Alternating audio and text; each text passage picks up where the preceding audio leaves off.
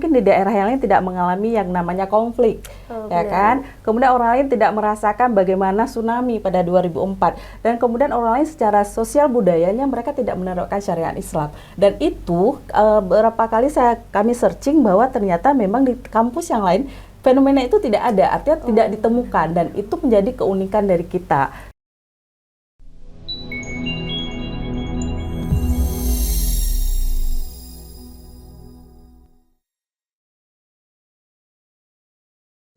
Halo, selamat pagi kaum Akademia. Selamat datang di Akademia Fiesta. Di podcast kali ini, perkenalkan saya Raizia Kemalahayati sebagai host, dan kita mau kenalan dulu nih sama narasumber yang ada di sebelah saya. Boleh Ibu kenalan kita? Halo, Assalamualaikum warahmatullahi wabarakatuh. Perkenalkan, saya Ibu Dr. Ainul Mardia. Saya salah satu dosen di program studi ilmu komunikasi, dan saat ini menjadi salah satu tim pengajar pada program Magister Ilmu Komunikasi. Nah, baik Ibu, kita bakal berbincang-bincang sedikit nih Bu mengenai kabar terkini mengenai Magister Ilmu Komunikasi ya Bu yang diadakan di Unimal. Nah, yang pertama kita mau tahu dulu nih Bu, apa sih latar belakang Unimal sendiri membuka program Magister Ilmu Komunikasi nih Bu? Oke, baik. Sebenarnya program studi ilmu komunikasi ini kita sudah bincangkan cukup lama, artinya karena ini berkaitan dengan sumber daya manusianya juga. Artinya kalau misalnya SDM-nya, artinya tim pengajarnya tidak mencukupi atau selesai S3, maka tidak bisa berdirilah sistem Magister Ilmu Komunikasi. Nah, dan sangat menggembirakan bahwasanya kita Magister Ilmu Komunikasi ini menjadi yang pertama di Aceh. Ya, dan kita cukup berbangga hati bahwa kerja keras kita selama ini dari berbagai pihak sehingga program Magister Ilmu Komunikasi ini bisa dibuka pada tahun ini. Sebenarnya cikal bakal munculnya ide untuk membuka program studi komunikasi karena memang respon dari masyarakat itu sendiri dilihat dari perkembangan teknologi komunikasi yang begitu kompleks sekarang ya kan, kemudian sistem budaya kita yang sangat kompleks juga sehingga memunculkan kita harus bangun nih Magister Ilmu Komunikasi. Kemudian kita punya pengalaman yang sangat unik yang mungkin berbeda dengan di daerah yang lain.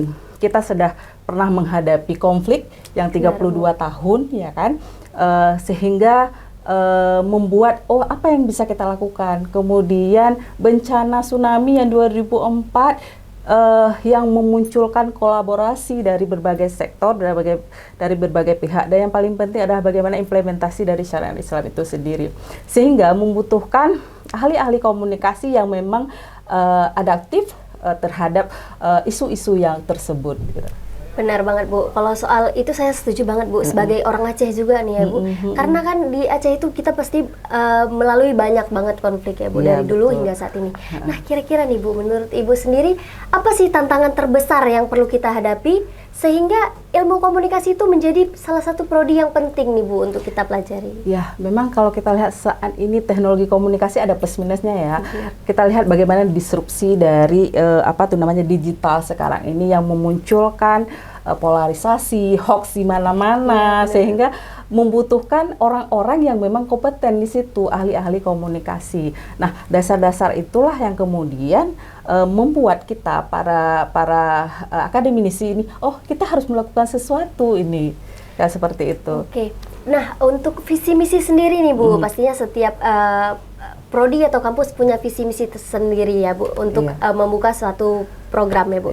Kalau untuk program Magister Ilmu Komunikasi Unimal nih Bu khususnya, apa sih visi misinya kira-kira Bu? Oke. Untuk visi misinya, mungkin visinya kita turunan dari universitas kita ya, kemudian didukung dengan dari visi dari Fakultas Ilmu Sosial dan Ilmu Politik. Artinya kita menginginkan bahwa Magister Ilmu Komunikasi ini menjadi salah satu atau pusat dari kajian yang lokal global, istilahnya yang memiliki identitas lokal kita. Artinya identitas lokal yang kita munculkan, tapi itu bisa digunakan untuk sesuatu yang global gitu. Nah, baik Bu, kira-kira kalau untuk kan pastinya zaman ini bakal makin berkembang nih, Bu. Betul. Nah, gimana sih kira-kira ilmu komunikasi ini, apalagi kita mengambil program magister, pastinya bakal lebih berkembang dan prospeknya bakal lebih besar lagi nih, Bu. Nah, kira-kira gimana sih cara ilmu komunikasi sendiri nih, Bu, mengikuti perkembangan zaman yang pastinya di era digital saat ini gitu? Ya, kita prodi ini kita berusaha mengkolaborasikan antara perkembangan digital yang kita kemudian kita turunkan dalam kurikulum kita. Artinya misalnya persoalan seperti tadi tentang konflik, kita ada melahirkan mata kuliah misalnya komunikasi komunikasi damai. Nah, itu kan artinya bagaimana komunikasi hadir di situ. Dan kemudian misalnya tentang komunikasi, kita kan bencana yang tsunami kemarin yang meluluhlantakkan Aceh ya kan, sebagian besar dari masyarakat Aceh. Kemudian kita menyusun itu dalam mata kuliah misalnya komunikasi bencana. Ya kan, dan kemudian kita juga kolaborasikan dengan keadaan digital yang saat ini yang begitu semua orang pasti menggunakan digital, tapi bagaimana kemudian pemanfaatan digital itu tidak hanya untuk hal-hal yang tidak penting, tapi segala sesuatu yang menguntungkan, artinya bisa dimanfaatkan oleh banyak orang, literasi komunikasi digital gitu ya kan. Ya, intinya semuanya saling berkesinambungan. Iya, saling berkesinambungan. Nah, kalau untuk keunikan sendiri nih, Bu, pastinya kan program kampus-kampus yang lain juga mengadakan gitu, Bu, magister ilmu komunikasi.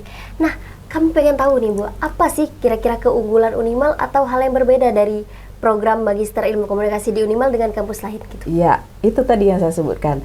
Mungkin tidak ada hal-hal yang tadi saya sampaikan, orang lain mungkin di daerah yang lain tidak mengalami yang namanya konflik, ya kan? Kemudian orang lain tidak merasakan bagaimana tsunami pada 2004, dan kemudian orang lain secara sosial budayanya mereka tidak menerapkan syariat Islam. Dan itu beberapa kali kami searching bahwa ternyata memang di kampus yang lain fenomena itu tidak ada, artinya tidak ditemukan, dan itu menjadi keunikan dari kita.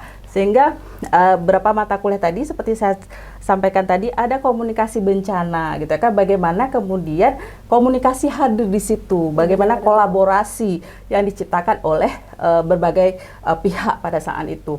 Kemudian bagaimana komunikasi yang dibangun pasca konflik, itu kan butuh orang-orang yang ahli di situ ya kan.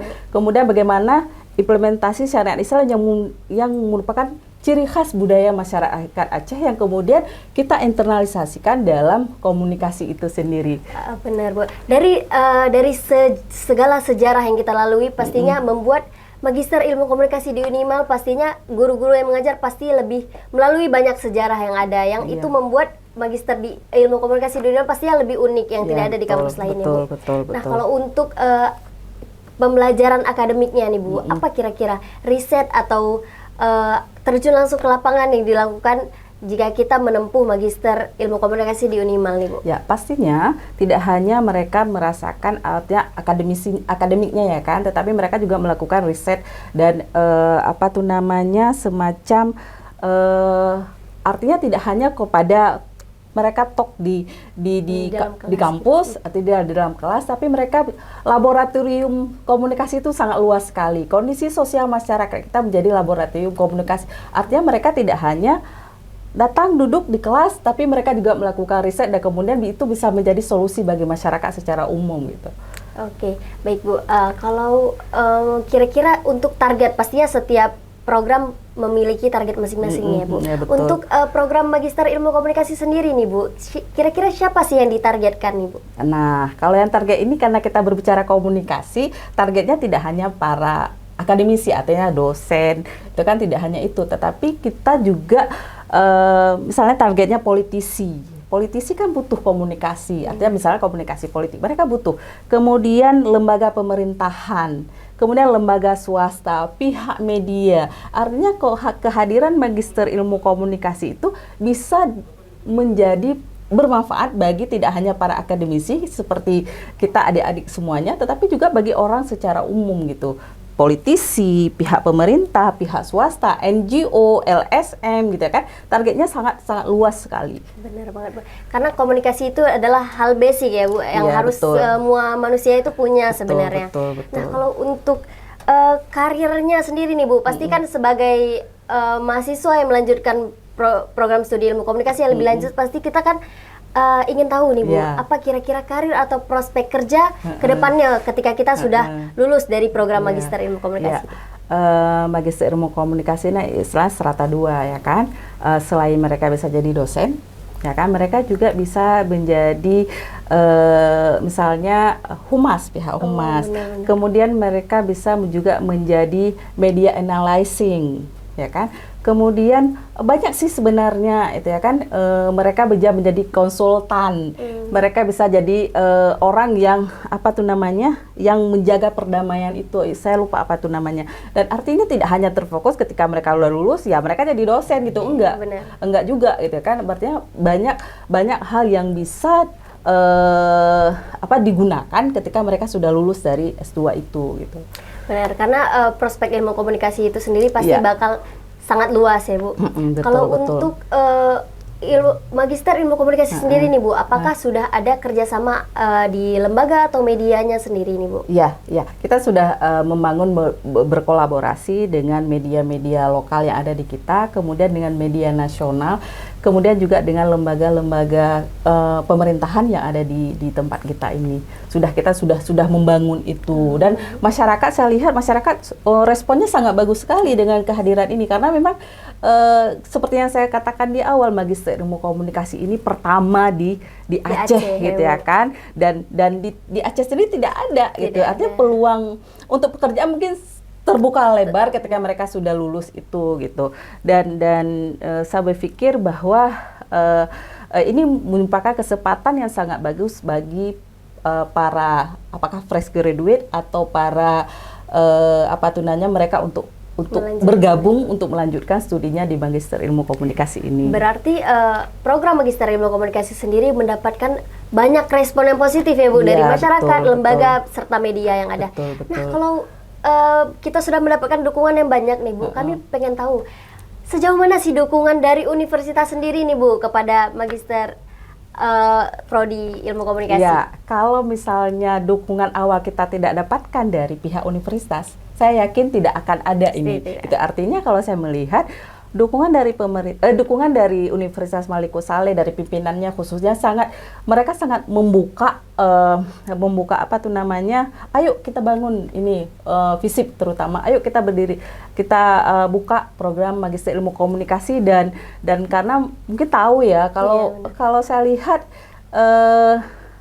peminatnya itu sangat banyak gitu, dan menjadi kalau Pak Rektor bilang ini jadi primadona nantinya gitu, seperti itu. Jadi mereka sudah pimpinan kita universitas memberikan fasilitas, kemudian untuk tim pengajarnya gitu ya kan, kemudian mereka juga membangun komunikasi dengan pihak berkaitan dengan hal ini. Artinya mereka sangat sangat terbuka, sangat welcome sekali kalau misalnya magister ini memang harus ada di fakultas kita atau di universitas kita. Iya Bu, karena segala pihak juga sangat antusias ya Bu menyambutnya. Betul. Nah, kan dari banyaknya orang-orang yang sangat antusias nih Bu, kira-kira apa sih harapan universitas atau Ibu sendiri sebagai dosen yang ada di ilmu komunikasi, kira-kira apa sih Bu harapan atau tujuannya gitu Bu membangun ini? Kita harapannya bahwa program Magister Ilmu Komunikasi ini menjadi pusat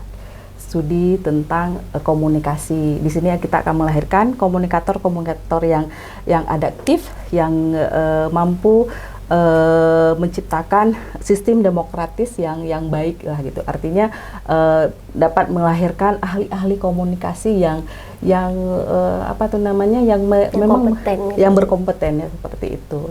Nah, kalau boleh gitu Ibu menyampaikan sedikit apa nih pesan dari Ibu pribadi nih untuk calon mahasiswa yang tertarik gitu Bu untuk bergabung? Oke, mungkin bagi adik-adik atau bagi para politisi di luar sana, atau mungkin para pihak yang punya keinginan untuk melanjutkan program studi di Magister Ilmu Komunikasi, ayo bergabung di sini. Kita ini masih fresh from open gitu ya kan, masih fresh sekali, dan tim pengajarnya juga masih bisa dibilang muda dan ada lulusan luar dan dalam negeri. Artinya ini kesempatan yang bagus untuk bergabung di sini. Kapan lagi ya kan?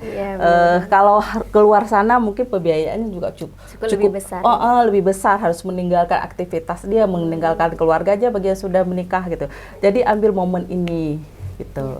Intinya kita jangan menyia-nyiakan momen yang bagus ini ya Bu, untuk Magister Ilmu Komunikasi. Boleh dong kita promosi sedikit nih Bu, untuk adik-adik atau teman-teman sekalian atau yang sudah lulus untuk mengambil Magister Ilmu Komunikasi ini Bu.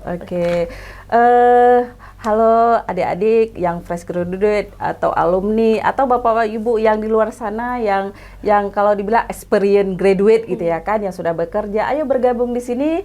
Kuota kita sangat terbatas ya bapak ibu ya. Kemudian kita cuma buka pendaftaran sampai 28 Agustus. Jangan sia-siakan kesempatan ini.